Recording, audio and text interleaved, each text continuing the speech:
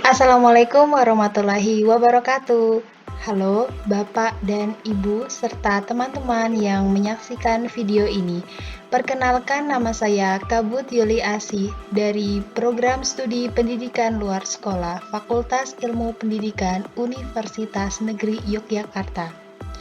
Saya melalui KKN UNY Terintegrasi 2020 yang berlokasi di RW 2 Bojong, Kabupaten Purbalingga, Provinsi Jawa Tengah, ingin memaparkan sebuah video edukasi berjudul Edukasi Ekoenzim atau Citrus Sanitizer Ramah Lingkungan. Video ini berisi pemaparan materi yang terbagi menjadi 4 materi.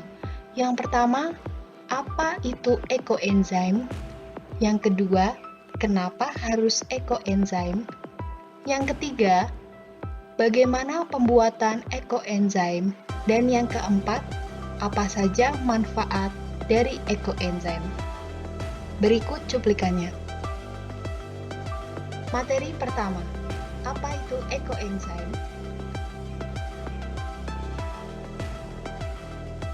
Ekoenzim adalah hasil dari fermentasi limbah dapur organik seperti ampas buah dan sayuran.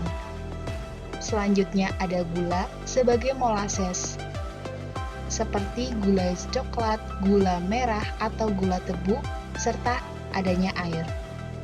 Warnanya coklat gelap dan memiliki aroma fermentasi asam manis yang kuat.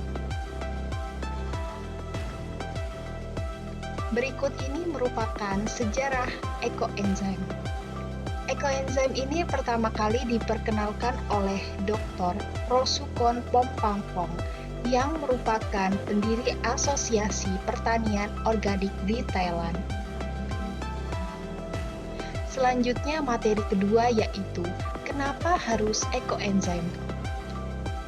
Seperti yang kita tahu, fakta membuktikan bahwa kita setiap hari sebagai manusia pasti membutuhkan makan dan minum sebagai kebutuhan.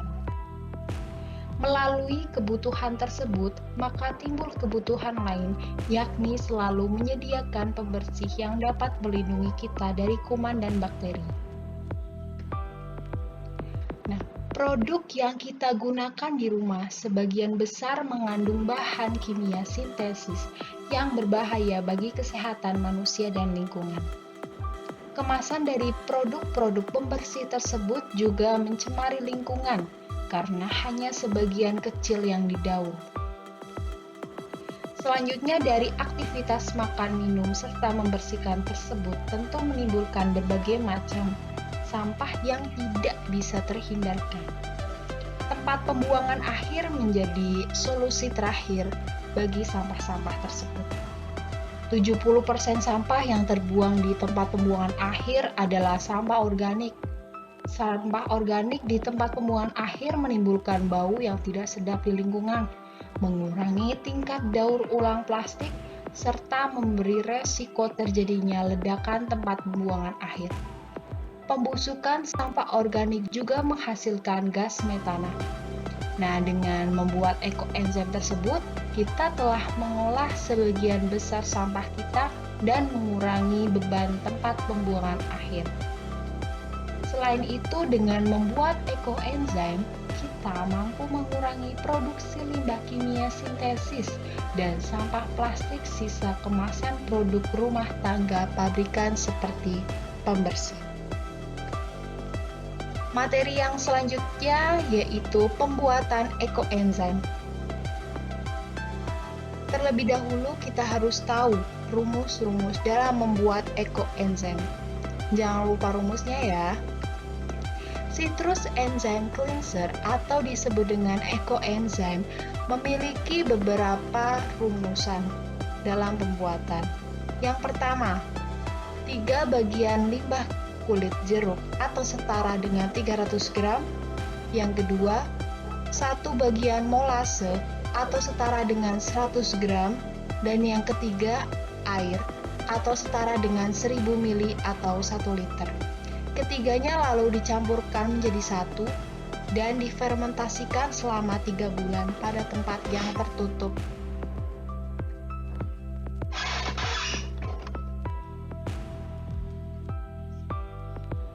Setelah kita mengetahui rumus dalam pembuatan ekoenzim, maka selanjutnya ialah tutorial ekoenzim secara sederhana.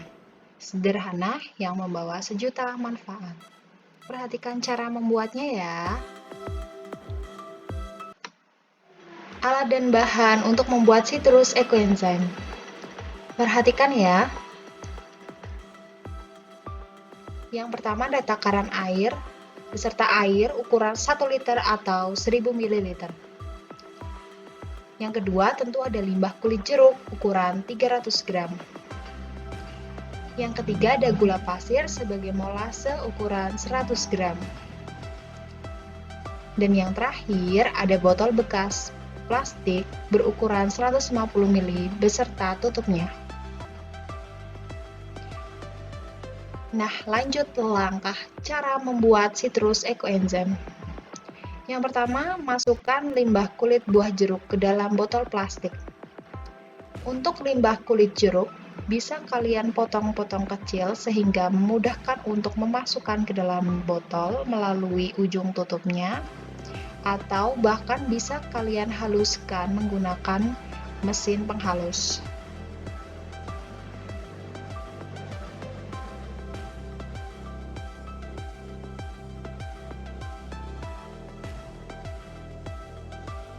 Untuk ukuran limbah kulit jeruknya jangan lupa ya 300 gram.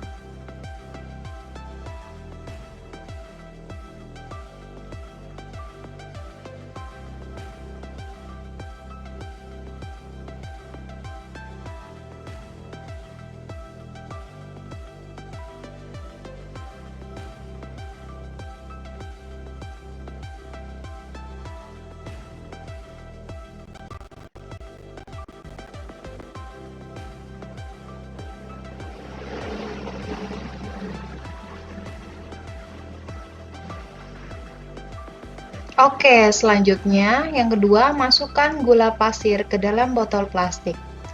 Gula pasir dengan ukuran 100 gram. Gula pasir ini digunakan sebagai molase di dalam proses reaksi fermentasi.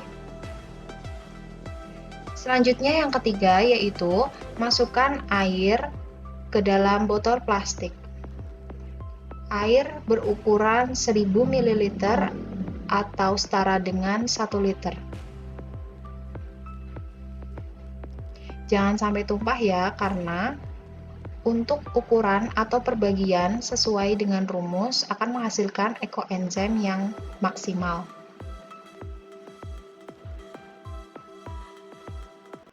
Selanjutnya, tutup botol dan campurkan bahan yang telah dimasukkan dengan cara menggoyang-goyangkan botol plastik. Nah, sudah jadi deh untuk ekoenzimnya. Setelah itu, ekoenzim siap untuk difermentasi selama 3 bulan.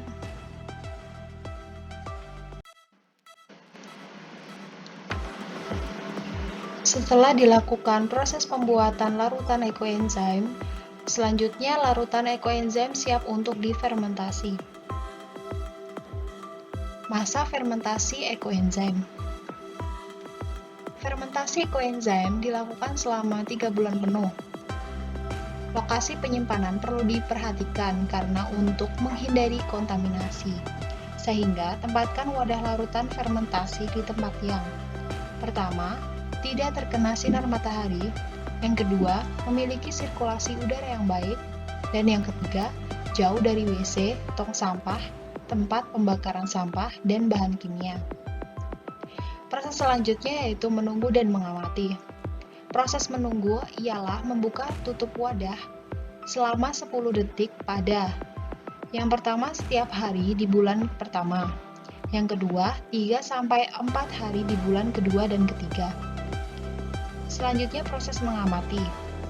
Proses mengamati dilakukan untuk mengetahui apakah ada belatung hidup di larutan dan apakah larutan tersebut berbau got. Apabila hal tersebut terjadi, maka kita dapat memperbaiki larutan ekoenzim. Memperbaiki larutan ekoenzim dengan cara sesuai dengan masalah-masalahnya. Yang pertama, masalah belatung muncul di dalam wadah. Oleh karena itu, penyebabnya wadah kurang tertutup rapat, sehingga solusi yang dapat kita lakukan dengan cara memperbaiki kerapatan wadah. Tempatkan wadah dengan tertutup di bawah sinar matahari pagi selama 30 menit selama 3 hari, serta periksa kembali setelah 7 hari. Masalah yang selanjutnya yaitu ketika larutan berbau got atau ada jamur hitam, maka penyebabnya bisa jadi karena kontaminasi mikroba yang tidak baik, kemungkinan karena lokasi penempatan wadah kurang baik.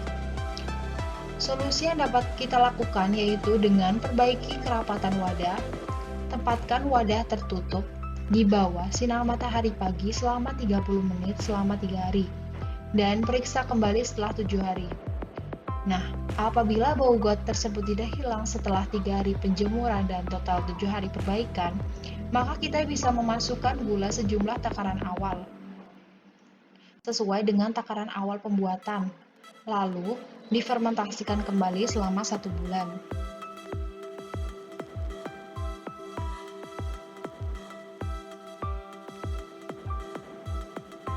Materi yang keempat, yaitu manfaat ekoenzim. Beberapa manfaat ekoenzim adalah sebagai berikut. Yang pertama, ekoenzim dapat dimanfaatkan sebagai pupuk tanaman. Cara pengaplikasiannya yaitu dengan cara mencampurkan 30 ml ekoenzim ke dalam 2 liter air. Setelah itu dapat digunakan sebagai pupuk tanaman. Yang kedua, manfaat ekoenzim dapat digunakan untuk melestarikan lingkungan sekitar. Menurut Dr. John Owen mengklaim bahwa 1 liter larutan ekoenzim dapat membersihkan hingga 1000 liter air sungai tang yang tercemar. Selanjutnya, manfaat ekoenzim yang ketiga yaitu sebagai pengusir hama pada tanaman. Pengaplikasiannya dengan cara mencampurkan 15 ml ekoenzim ke dalam 500 ml air. Dan yang terakhir, manfaat larutan ekoenzim dapat sebagai cairan pembersih serbaguna. Kita hanya perlu menyiapkan larutan campuran ekoenzim dengan air setiap kali pakai atau dengan maksimal waktu penyimpanan 7 hari. Nah, penyimpanan lebih dari 7 hari akan menyebabkan bakteri yang ada pada air itu akan tumbuh dan merusak larutan pembersih. Beberapa larutan pembersih yang dapat kita gunakan. Yang pertama, larutan pembersih toilet.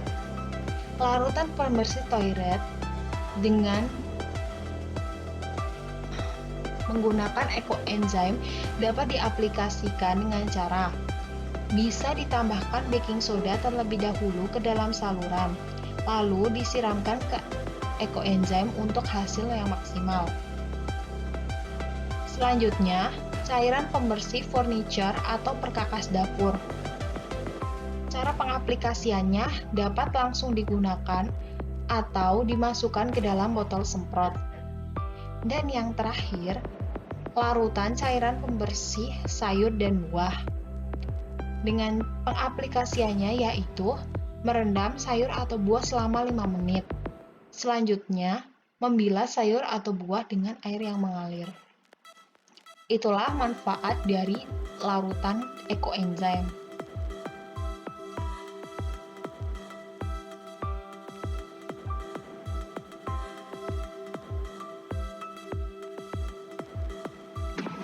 Nah, sekian pemaparan yang telah saya sampaikan mengenai video edukasi ekoenzim. Kata-kata terakhir dari saya, sayangilah bumi, sayangilah diri sendiri. Dengan membuat ekoenzim, kita telah berpartisipasi mengurangi beban bumi sekaligus menerapkan gaya hidup minim kimia sintetis. Terima kasih. Wassalamualaikum warahmatullahi wabarakatuh. Sampai jumpa di video selanjutnya.